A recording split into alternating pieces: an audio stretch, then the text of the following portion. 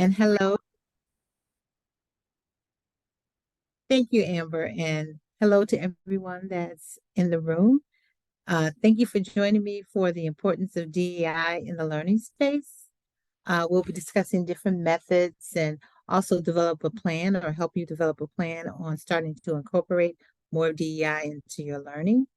Uh, Let me tell you really quick a little bit something, a little bit of something about myself. Again, my name is Charlotte Morris. I have my CDP from the Society for Diversity. It's going on 6 years now. I cannot believe it. Time just went by so fast. It's been a wonderful journey with it, however, and the Society for Diversity has been so helpful in that. I am a proud graduate of Bowling Green State University and Michigan State University.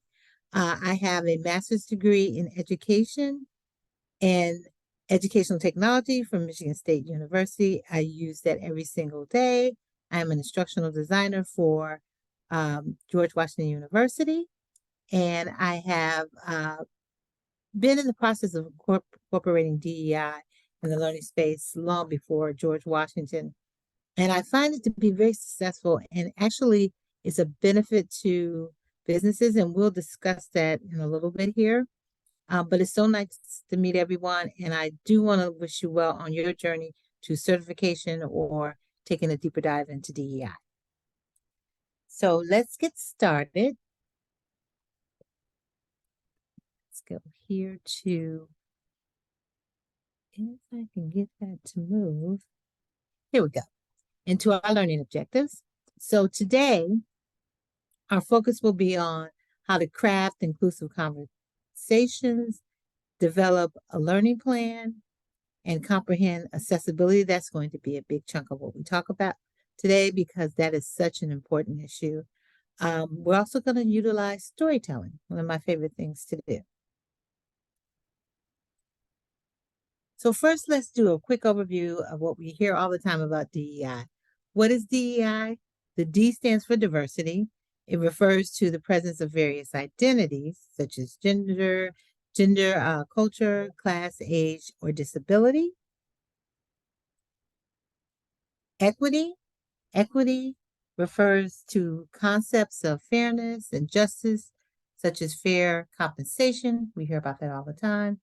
This includes a focus on societal disparities by allocating resources and decision-making authority to groups that have historically been disadvantaged. And finally, inclusion. Inclusion refers to creating an organizational culture that creates an experience where all parties involved feel their voices will be heard, which also creates a sense of belonging for everyone involved. So let's start off. We're going to talk about the big picture. So as social justice and mental health movements gain momentum, employees respect and inclusion in the workplace. They expect that. The reality of the matter is that there's not either one or the other. The workforce is more diverse today than it ever has been. And we're talking from everything from race, religion, even classes, because this is the first time in history that we've had 5 generations working together in the workplace, all the way from the traditional generation to baby boomers to millennials, Gen X, and now Gen Z. It's never happened before. So you can imagine the variety of cultures and experiences that are all mixed together. It's a big melting pot. So we all know that learning is a central part of incorporating the DEI process at work. So there's many businesses who have already taken steps to change their culture through DEI awareness training. Those that do are already one step ahead. They're enjoying the benefits such as increased innovation and performance.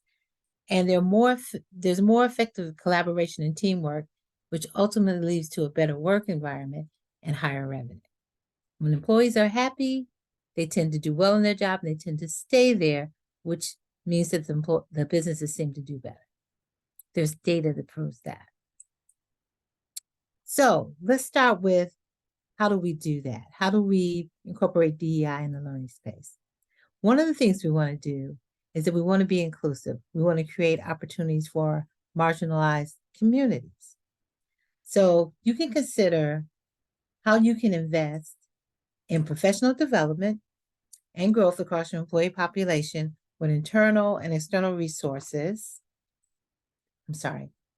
let me go back one here. I knew that that slide was going to change. So we need external and internal resources to ensure employees continue to thrive along their career journeys. So there's examples, and we're going to go over each one of those individually. You see them right here.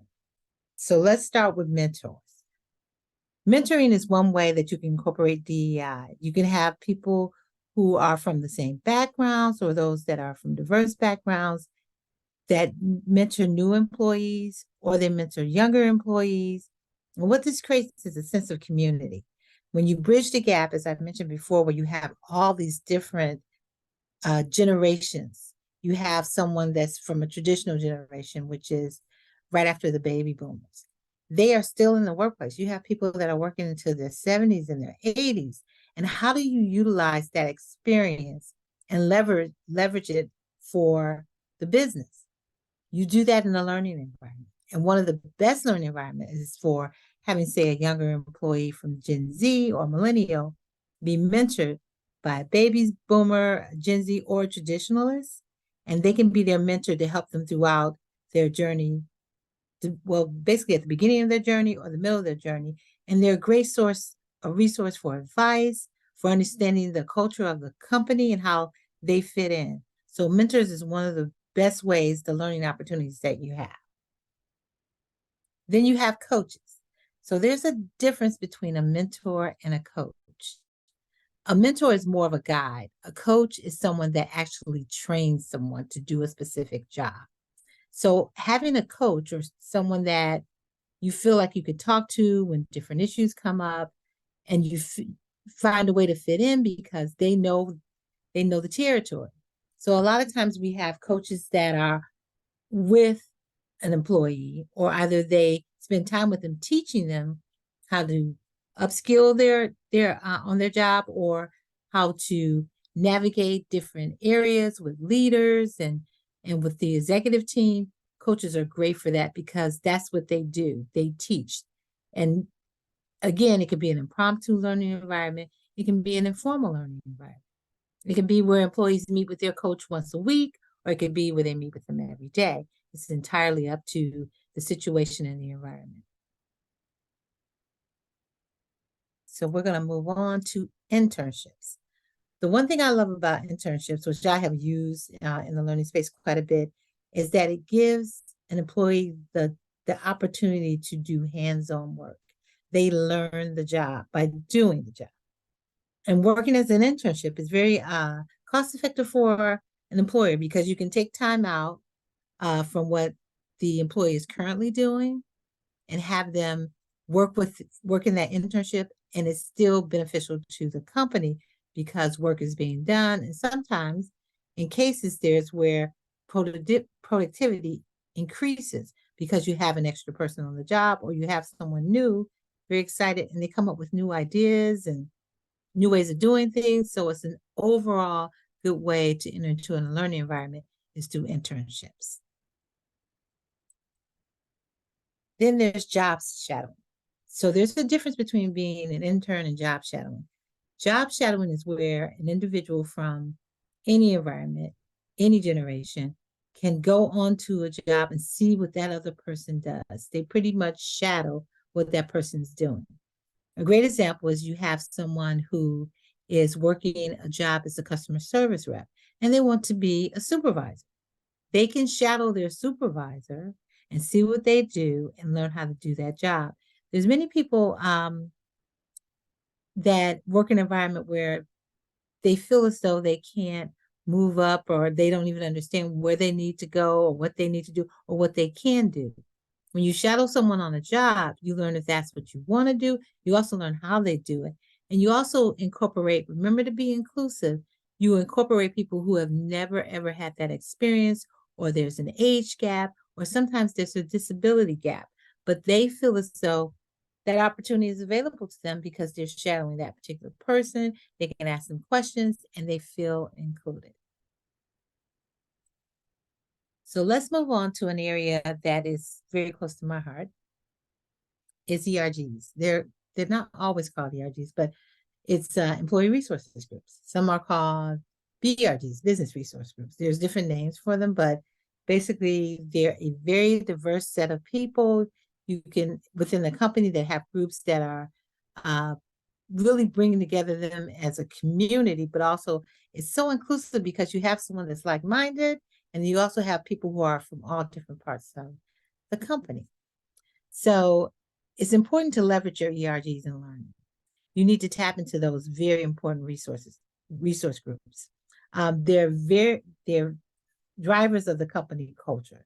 They have a stake into the company, and then they also have a stake into making sure that the company is inclusive, and they're bringing in people that are like-minded, but they're all forming one culture.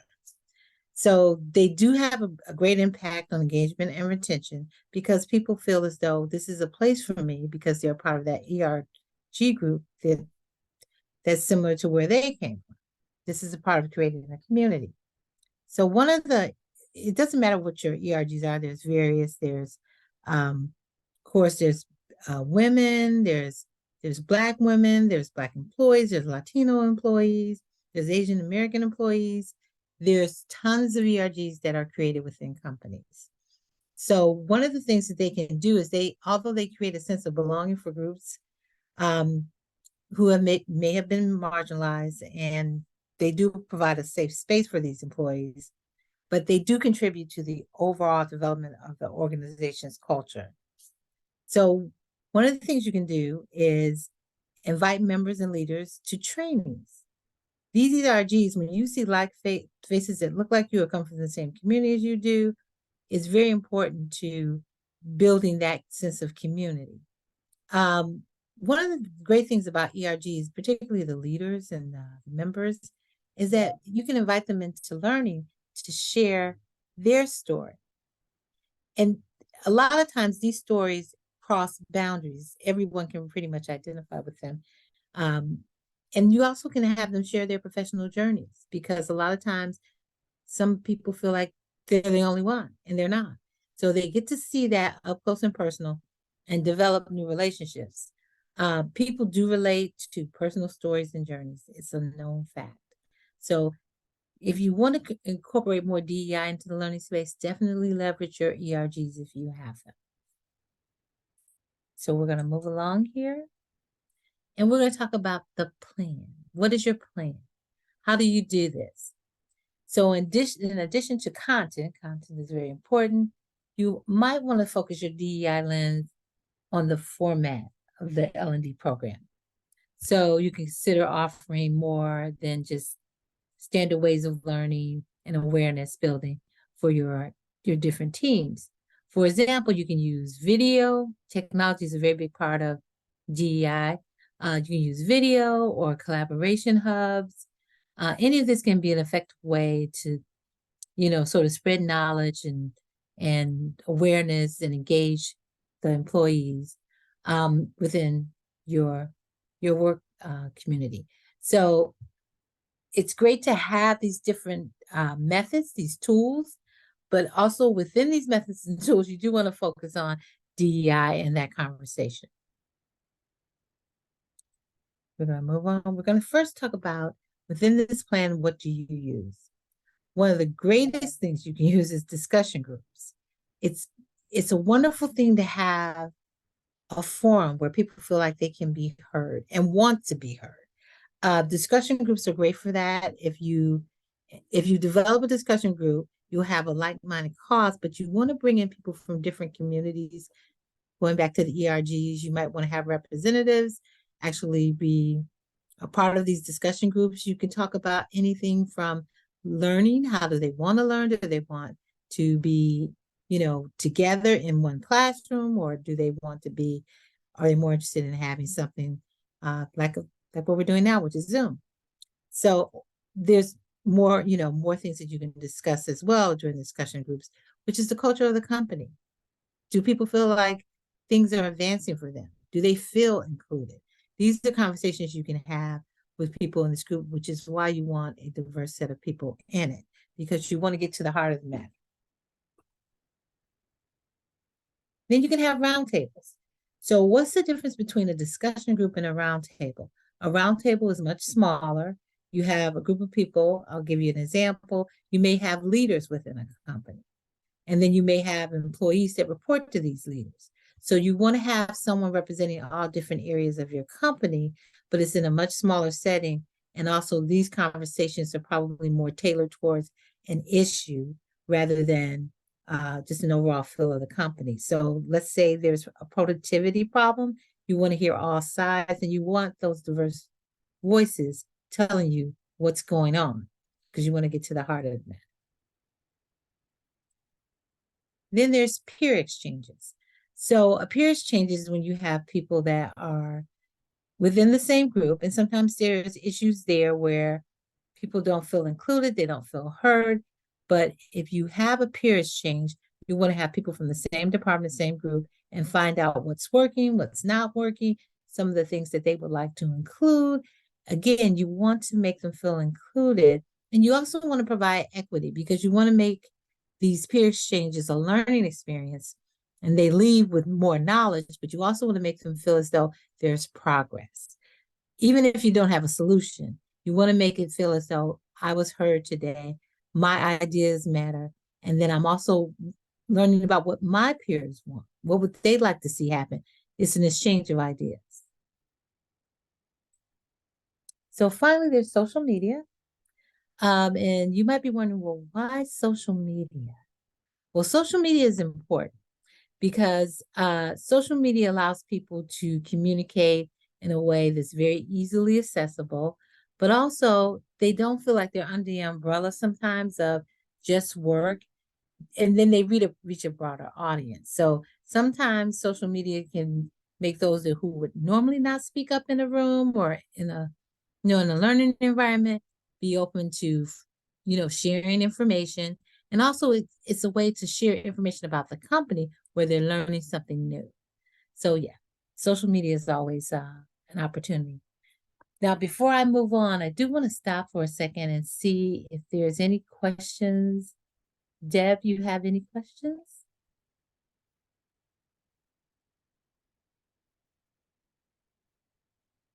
Or anyone in We participating? do have one question in the Q&A box. The question Okay. is, I'm curious in forming these various groups, if you recommended keeping it people at the same organizational levels or including supervisors in HR for psychological safety. I wondered if you have seen it done in both ways. That's a great question. Yes, I have seen it done both ways. It's a tricky thing, however. It depends on the issue. So if you have something where, I'll give you an example where I was a part of a new system being introduced. Now, this system was replacing the system that went back to the 70s. So there were people that were very tied to this system. So the system was no longer working for us. But you did have some people who felt like, oh, they're not looking out for me because I've been here for a long time and I'm older, and they don't feel included. They feel like, okay, they're bringing in this fancy technology and I'm not really prepared for it. That's where you have supervisors come in and someone from the executive team say, we're doing this for the better, to better the company, you make your life easier, all the things that you thought you couldn't have, we're delivering that in this new system. So that's a great environment for that. Now, I'll give you another example. If you have an issue with a supervisor within a group, you don't want to start out including that supervisor. You want to find out what the issue is. If the employees are reporting that they don't feel heard, they don't feel like they're appreciated, it's not a good idea to have that supervisor there. I'm not saying exclude the supervisor completely, but the first conversation needs to be with where there's the people that are affected by an issue so you can get to the heart of it. Is it a real issue? It's good to have a liaison because maybe the supervisors know that they're, creating this environment. So that's where learning comes in. We may be able to provide some type of training program to help them lead better. And then you start, deploying some of that strategy and see if things change by bringing that group that originally had the issue come back and you see if there's been progress. So it's both ways. It definitely depends on the issue. I do think at some point you have to bring everyone together.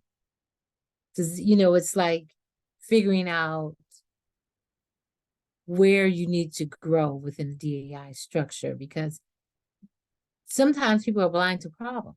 Like they don't understand there is an issue. They may think everything's going great and they don't know that maybe there's some people on their team that are very unhappy. And you don't usually know that until you're in a learning environment. People say, well, why am I learning this? Where do I fit in? And especially today, because we have a little thing called AI, and there's people who are concerned that AI may take over their position. So we need to be very open about AI and say this is not to replace anyone. It's just a tool you use on your job. So you have to have that communication. And if you target certain groups in a company that is heavily in, there may be a group that it is represented by more women. It may be is represented by more Asian Americans. You don't know, but they may feel like, oh, we're being targeted. So that's where the line of communication needs to be open within that learning space so you can answer those questions because they do come up. I hope I answered that question for them. Yes, they said thank you for these examples. They were very helpful applications. Okay, you're welcome. Definitely. Unfortunately, I've been through a couple of those. So let's move on here to here's where in the DEI space you want to seek different perspectives. Because remember, we're focusing on inclusiveness. So you do want to create safe spaces for discussion. And that question that just was asked, you can invite someone into a learning space and say, okay, we want to hear what you have to say. They may not believe it. So you have to create a safe space where they feel like they're being heard, they're not being attacked, they're not being ignored just because they may say something, they feel like, oh, this is going nowhere. You don't want that. You want a safe space where they can speak their mind. We never want anyone to be disrespected on either side of the issue, but you want them to feel like they can openly, provide their opinion. The next thing is we want to be open to hearing personal perspective. If you're doing a facilitation, and again, it's about a very sensitive issue such as AI, and you say, here's where we're going to start using AI, and someone in the audience, one of the learners says, I feel like this is going to, take away half of what I do and I won't be valuable here anymore. You don't want to shut that down. You want to provide the information and say, this is what AI will be used for. You want to clear that up. And the learning space is great for that because you don't want them to be distracted and you don't want them to start having these ideas that aren't reality. Another thing is in Zooms, such as we're on now, you have to control bullying. I mean, sometimes there's bullying in chats and then, or in breakout rooms, there's some people that speak their mind, but they're not being respectful to the other people in the breakout room. So you want to be a voice of reason, and you also want to make sure, provide complete clarity that that type of, you know, type of thing will not go on in this breakout room or in chats. You want to be very firm about that. And another thing is we do have these things called microaggressions. They happen where it's not like you're denigrating someone, but you are. You're being very sly and very clever about it, but you want to stay on top of those things too, because in a learning environment, you want people ultimately to learn, but you want them to feel comfortable taking that information. And microaggressions every time will shut that down. And it interferes with real conversation. That's what you want in the learning space because it's a two-way street. It's like you're teaching something, but you're also learning something that you can take back to make your content even better. So always remember that things like microaggressions can get in the way of that. So I'm going to move on here. So this is a hot topic, accessibility. Everyone is focused on providing accessibility, which is, believe it or not, it's part of DEI in the learning space because you want all things equal. Once again, the equity, the inclusion, And then it's a diverse population. So here's a little data. According to the CDC, more than 1 in 4 adults in the US is living with a disability. And globally, 15% of the adult population experiences some form of a disability. So this means that some employees may need special consideration when it comes to navigating your training. This is from e-learning industry magazine. So moving on, we're going to talk about accessibility in a roadmap. I do want everyone to understand that accessibility is an ongoing process uh, because you have different people in your classroom. One may have one certain disability, it may be low vision. Another person may have another disability in the next class. It may be that they're using a screen reader. So you have to have a roadmap and figure out what to do. It's not as complicated as it can be, but trust me, if it's not an accessible classroom, you will know about it. So the first thing is we want to talk about accessible education and what it is. It is the process of designing courses and developing a teaching style to meet the needs of people from a variety of backgrounds and abilities and learning styles. Yes, learning styles. Not everyone learns the same. Once again, we're going back to that diversity in the classroom. You may have someone who they just love to read. Their best way of receiving information is through text. You may have another person, they want video. They need something on the screen moving around. That's just their learning style. You may have some people who learn by doing. They want a task and they want to complete it. That's how they learn. So you have to be considerate of that, incorporate these different things into your learning. So we're not going to focus on providing accommodations in this particular webinar. That's a broader conversation, and it goes all different types of ways that you can do because there's so many different ways to provide accommodations. So access is the most important thing you remember is access is not a problem for the individual. It really needs to be addressed by us. Okay, so we don't automatically go to we go to the disability services program. That's what we have at George Washington. Everything doesn't go to them, and everything's not on the person. So we want to focus on designing the proper learning and also the learning environment. So there are things you can do, you can incorporate within your design of the learning that is accessible to everyone. So let's say, example, we have someone who is teaching a class and they have a video to share. So that you incorporate everything and make it more accessible, it's a great idea to include closed captions. And that may be helpful also to someone with low vision. So you want to think about things like that. If I have video, I want to make sure I have closed caption. If I don't have closed caption, I need to provide a transcript or both. It doesn't hurt. So you're kind of touching on all those different areas to make sure that you are making your learning accessible. So I do want to share this one last thing about accessibility in the roadmap. It's based on the principles of universal instructional design, or short UID, and universal design of learning, which is UDL. Accessible education aims to maximize learning opportunities for all students with built-in flexibility for individual needs, which is just what I mentioned when I mentioned if you're going to incorporate video, why not have captions and transcripts? You've got it all covered.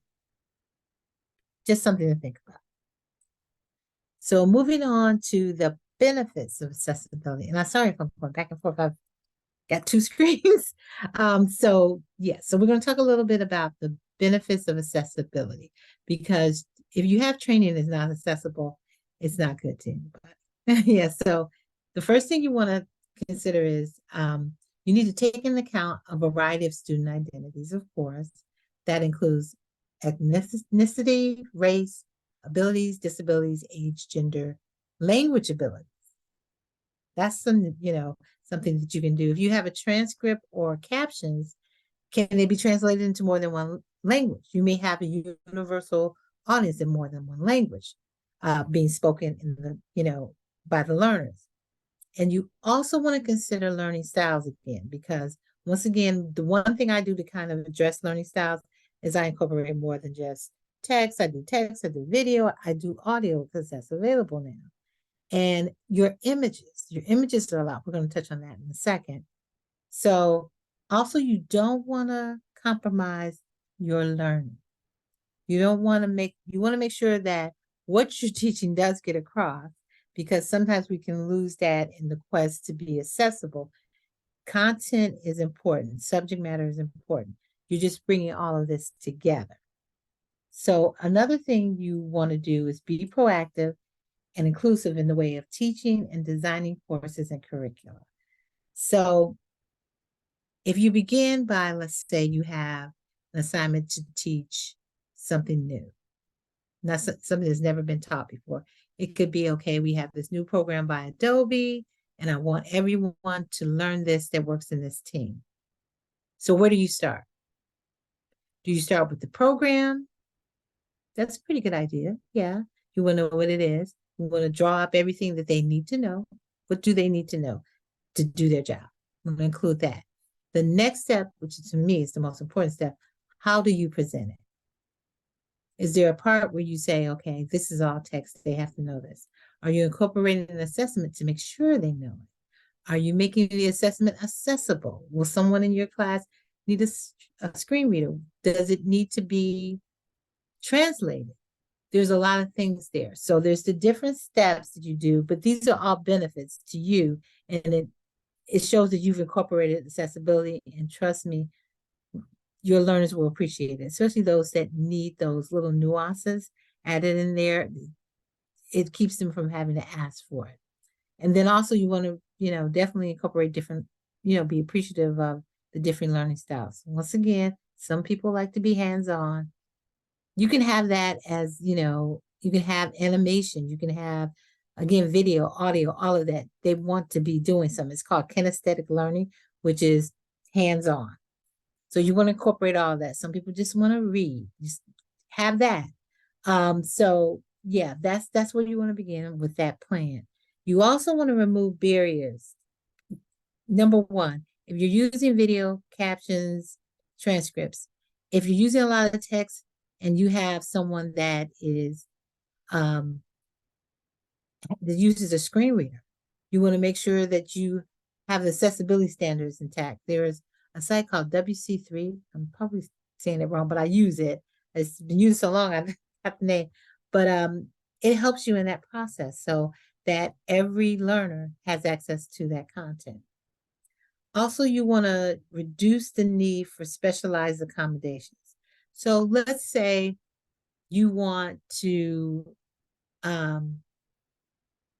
show a video or have audio. So if you have someone that's hearing impaired, you don't want to change it where it's all, just for one person who's hearing impaired. You do want to make accommodations so that that person can have access to that part of the training, but you don't make it for everyone because everyone doesn't need that. So that's when you over accommodate. Also, you want to identify and clearly express the essential course content.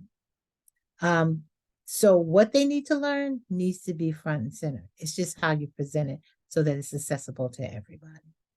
Okay, so the last thing you want to remember is to be consistent and have good teaching elements. So you want to make sure that you're clear, you're concise, and that they understand what you're saying or what you're writing or what you're presenting. So let's move on here. So why does accessible learning matter, particularly when it comes to DEI? Here's some statistics. 72% of learning programs have learners with individual education needs. 20% of students or learners are impacted by dyslexia. 20%. 84% of facilitators say it's impossible to achieve equity in learning without accessible learning tools. So you do need the tools. You do need to know what they are. If you need access to captions, once again, YouTube is free. It's excellent. If you're going to use a YouTube video, make sure you turn on the captioning. A lot of students use that to go back, and it doesn't matter if they have a disability or not. But those that do, it's already built in there. You don't have to do anything extra. And it is appreciated. Transcripts, including transcripts. We use a program called Rev. Rev is probably one of the biggest. It's super easy, very inexpensive. I think it's like maybe 2 cents per word or something like that. So, and the turnaround time is incredible. And you have those transcripts. So, and you have those forever. You can incorporate that into your learning. There's a lot of tools out there. There's, of course, AI, which is, I use the AI program. It's Microsoft Azure. It's nothing fancy. It has a variety of voices. And when you use things like that, and I do want to touch upon that, images. You want to make sure your images are very diverse because you're teaching to a diverse audience. Include people of color, include people that are younger, include people that are older, include different nationalities in pictures that are doing the job. A lot of times it's great to have actual employees. That's one of the best ways to present. You might have to work with your marketing department to see if you can do that because you might need to get special permissions from your employees. But yeah, and I apologize. I've turned it off. So yeah, so you want to keep that in mind with images because images are very important. People want to see an example of themselves. They want to feel included and they want to identify with someone that looks like them, talks like them, around their age, all of that. So that's one of the things. And there's plenty of free, royalty-free sites. Some of you may already be using them. One of my favorites is Pixabay. Pixabay is fantastic. Fantastic. Another is Unsplash. That's very popular. You don't need to, you can give credit. You don't have to, it's not required. But all of these are free and they have a very diverse collection in illustrations, which is great because you don't see a lot of that, and it's all free. Another one of the learning tools, there are some free ones out there, such as Canva, to create your own content. I use Canva. I also use Adobe Express, which is you can incorporate video. Adobe Express is free. However, I don't think that's going to last. There are some pretty solid rumors that it won't be free anymore. So these are some of the things you can use to make yourself in a position where you are providing more accessible training. You're taking into consideration how you incorporate DEI because learning is more than learning. If you're sitting in a classroom or you're sitting online watching learning, you want to feel included. You want to just be told, you want to be a part of that experience. So it's not always about telling and showing, it's about being included. So you want to keep those things in mind when it comes to learning tools and things like that. So finally, and we got to the end very quickly, I'm going to do a quick recap of the things that you can do, such as craft inclusive conversations, develop a learning plan, comprehend accessibility. How do you want to apply it? What does it mean to you? Who's in your audience? Think about that. And you want to utilize storytelling. So, and that's by including people from ERGs, inviting them to your training. If you're training about, has something to do with a program that's been used for years and they've had experiences with it, or you're upskilling. You're teaching someone how to navigate their way or create a career journey within the company. You want to bring in diverse voices. And, you want to make sure that whoever's in that audience, they feel like they can be a part of that. So anyone have any questions? Any further questions, Amber? Right now, not at this time, but if you have any questions, feel free to utilize the chat or utilize the Q&A box and we'll get those questions answered for you. Absolutely. And if you want any particular part of the presentation elaborated on.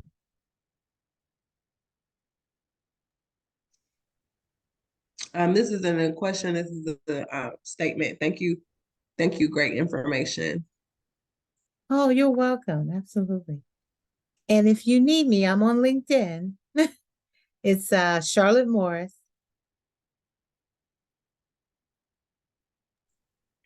Feel free In to the ask chat, any questions. thank you. Very helpful information. Thank you.